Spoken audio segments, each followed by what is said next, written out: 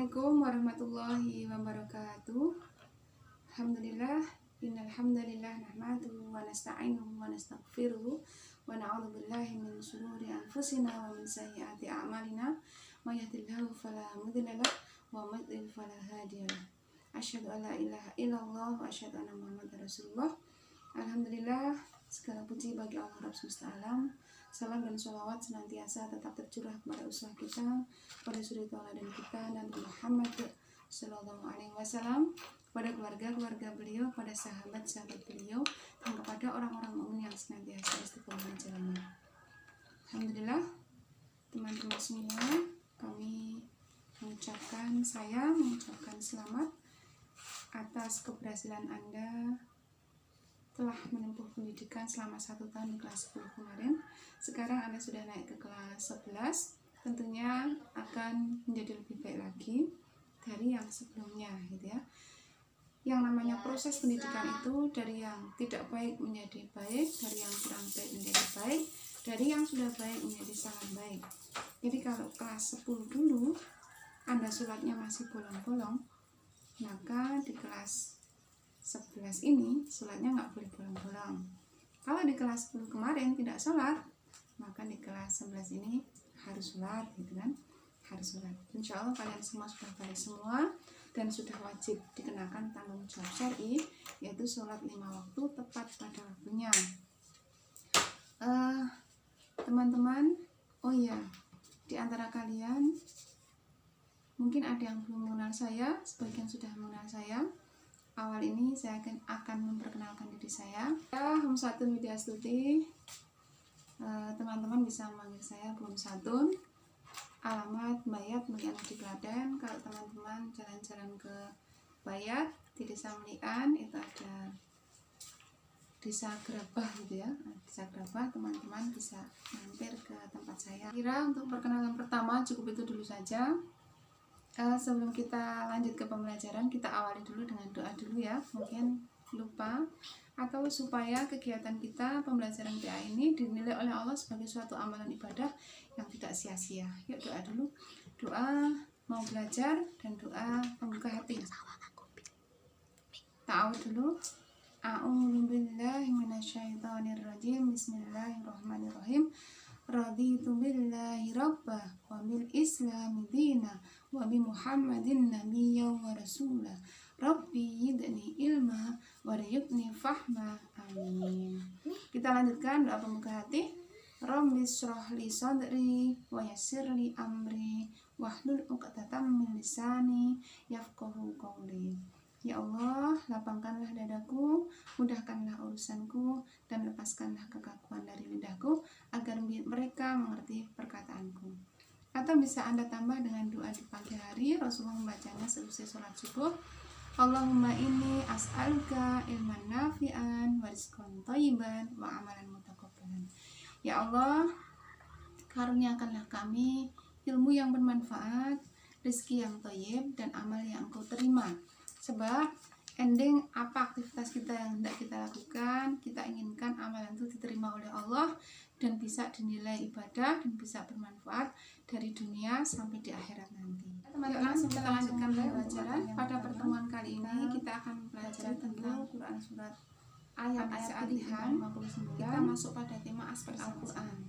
Aspek Al-Quran nanti ada yang pertama surat An-Nisa ayat 59 tentang taat pada aturan, surat Al-Maidah ayat 48 tentang kompetisi dalam kebaikan, dan surat At-Taubah ayat 105 tentang etos kerja. Jadi kita nanti akan mulai dengan ayat yang pertama, surat An-Nisa ayat 59 tentang taat pada aturan. Apa yang harus Anda kuasai? Apa yang harus Anda mampui dari pembelajaran ini? Yang pertama, diharapkan Anda bisa membaca dengan fasih. Membaca dengan fasih itu membaca dengan lancar, panjang pendeknya, tajwidnya maupun makhorijul hurufnya. Yang kedua, Anda diharapkan nanti mampu mendemonstrasikan hafalan. Jadi Anda harus menghafal, mencoba untuk menghafal, mendemonstrasikan hafalan surat ini, surat-surat pilihan ini, ayat pilihan ini. Yang ketiga, diharapkan Anda mampu mengidentifikasi tajwid.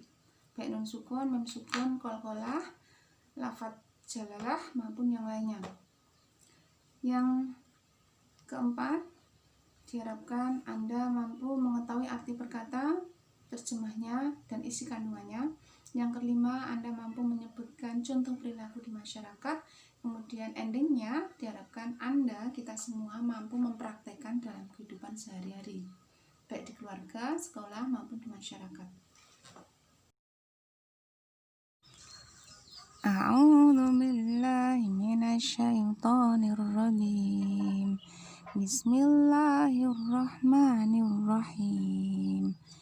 Ya ayyuhalladzina amanu atiiullaha wa atiiur rasul wa ulil amri minkum. Fa in tanaza'tum fi syai'in farudduhu ilallahi war rasuli in kuntum tu'minuna billahi wal yaumil akhir dzalika khairun wa ahsanu ta'wila. Artinya, wahai orang-orang yang beriman, taatilah Allah dan taatilah Rasul dan ulil amri di antara kamu. Kemudian, jika kamu berbeda pendapat tentang sesuatu, maka kembalikanlah kepada Allah dan Rasul-Nya. Jika kamu beriman kepada Allah dan hari kemudian, yang demikian itu lebih utama bagimu dan lebih baik bagimu. Untuk arti perkata, ya ayyuhalladzina amanu, wahai orang-orang yang beriman, atiullaha, taatilah Allah, wa atiur rasulah, dan taatilah Rasul, wa ulil amri, dan pemimpin, minkum, di antara kamu. Fa in tanaza'tum, jika kamu berbeda pendapat, fi syai'in, tentang sesuatu, farudduhu, maka kembalikanlah, ilallahi, kepada Allah, war rasuli, dan Rasul, in kuntum, jika kamu tu'minu, beriman, billahi, kepada Allah, wal yaumil akhir, dan hari akhir, dzalika khairu, yang demikian itu lebih baik, wa ahsanu ta'wila, dan lebih baik akibatnya. Untuk berikutnya, identifikasi tajwid. Dari yang bergaris biru itu ada angka-angkanya, itu di situ ada tajwidnya. Ya ayyuha, di situ ada mad wajib, mad jaiz munfasil panjang 2-5 harokat, dengan alasan karena mad tabi'i bertemu dengan huruf hamzah atau alif di kata yang berbeda.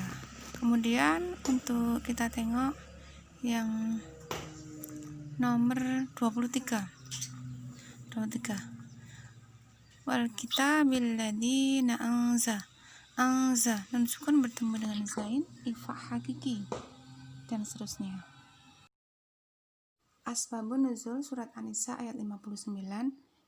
Dari Ibnu Katsir dalam tafsirnya menyebutkan perkataan Ibnu Abbas bahwa asbabun nuzul ini berkenaan dengan Abdullah bin Hudzafah bin Qais ketika ia diutus oleh Rasulullah SAW untuk memimpin suatu pasukan khusus. Abdullah memerintahkan pasukannya mengumpulkan kayu bakar dan membakarnya. Saat api sudah menyala, ia menyuruh pasukannya untuk memasuki api itu. Lalu salah seorang pasukan menjawab, sesungguhnya jalan keluar dari api ini adalah hanya Rasulullah. Jangan tergesa-gesa sebelum menemui Rasulullah. Jika Rasulullah memerintahkan kepada kalian untuk memasuki api itu, maka masukilah. Kemudian mereka menghadap Rasulullah dan menceritakan hal itu. Rasulullah melarang memasuki api itu dan menegaskan bahwa ketaatan hanya dalam kebaikan. Ibnu Hajar al-Asqalani menjelaskan, surat An-Nisa ini diturunkan berkenaan tentang hal ini, menjelaskan bahwa jika ada perbedaan antara aturan manusia dan Allah, maka ikutilah aturan yang akhirnya sehingga dapat kita ambil isi kandungan dari surat An-Nisa ayat 59. Yang pertama, taat kepada Allah dan Rasul-Nya yang sifatnya mutlak. Kemudian yang kedua, taat kepada ulil amri, yang mana ada sedikit perbedaan. Menurut Ibnu Abbas, Mujahid, Atha, Hasan al-Basri, dan Abul Aliyah, ulil amri adalah para ulama. Namun menurut Ibnu Katsir, ulil amri itu bersifat umum, baik pemerintah maupun ulama. Sedangkan menurut Syekh Wahbah Az-Zuhaili dalam tafsir Al-Munir, ulil amri adalah pemimpin dan para ulama. Jadi, ketaatan kepada ulil amri harus dibingkai dengan ketaatan kepada Allah dan Rasul-Nya. Jika tidak bertentangan, maka harus dilaksanakan.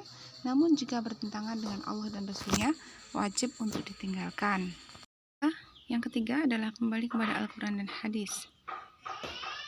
Menurut Mujahid dan ulama mufassir lainnya, makna yang dimaksud adalah mengembalikan hal tersebut kepada kitabullah dan sunatullah. Baiklah teman-teman, pada pertemuan kali ini kita cukupkan sampai di sini dulu. Besok kita lanjut kembali. Kalau dalam perjalanan nanti ada pertanyaan, silahkan ditanyakan, bisa lewat WA atau Classroom. Kemudian beberapa tagihan nanti akan muncul di kolom tugas, silahkan dicoba dikerjakan. Dari saya cukup sekian, jika ada hal yang salah mohon dimaafkan. Wassalamualaikum warahmatullahi wabarakatuh.